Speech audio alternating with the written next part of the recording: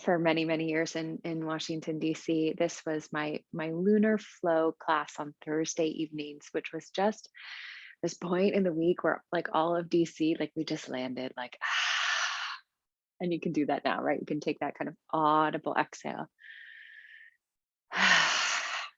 That point in the week where like you're almost there and you have that choice, whether you notice it or not, to keep like pushing and crunching and jamming and cramming, or you could just begin to do the good work of unwinding. And lunar, right, is the energetic quality of the moon, right? That kind of evening energy that is still like bright and strong and powerful, but in a much quieter, subtler way, as opposed to like the action of the sun, the heat of the sun.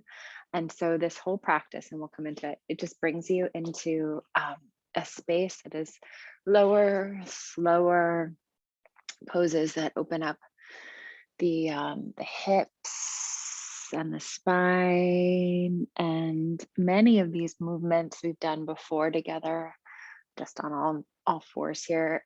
But like even now, could you let this be like that kind of subtler call, and also more exploratory and self-guided? So my only instruction to you in this moment is to find your spine.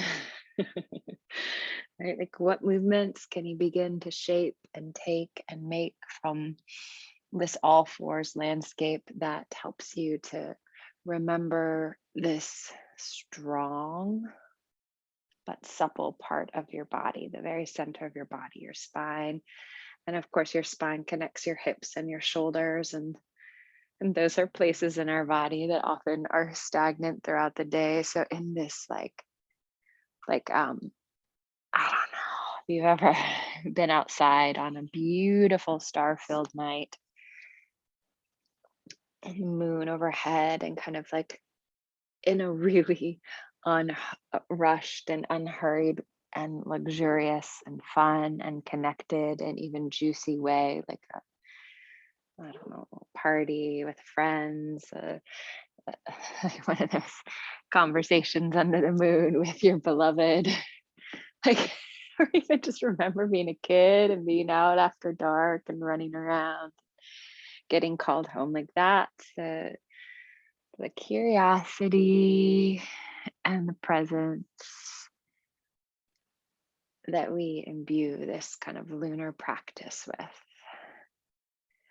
And notice the pace of how you want to move. And if you have an inclination, when you're ready, tuck your toes, press back, downward facing dog, to go fast.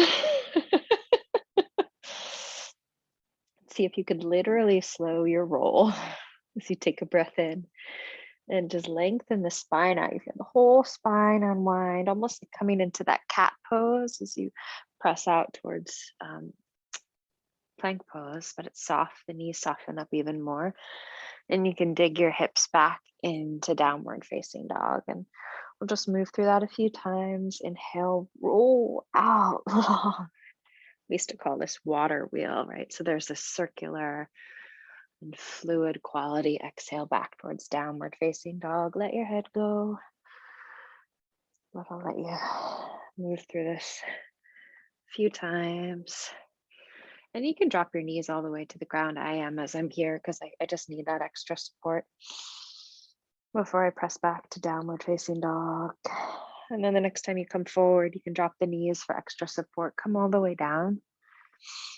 And let your head go. Bring your forehead to the ground. Take your hands wider than your shoulders. Your elbows press up toward the ceiling. You can tent your palms, press into your fingertips, and just rock a bit side to side. Let your head be heavy and come up last to this fluid cobra pose. We've seen it before, but can you meet it like it's for the first time? Because it is today, right? Tonight. Feel your neck. Your neck is part of your spine.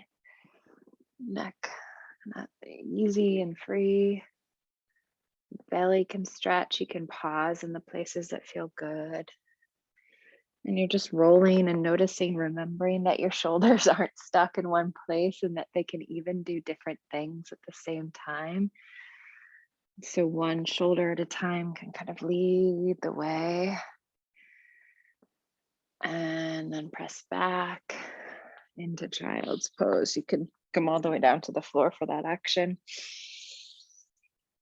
Hips find the heels. Deep breath in. Deep breath out. Offer the palms up toward the ceiling. Roll the shoulders out. Inhale. Exhale. Inhale.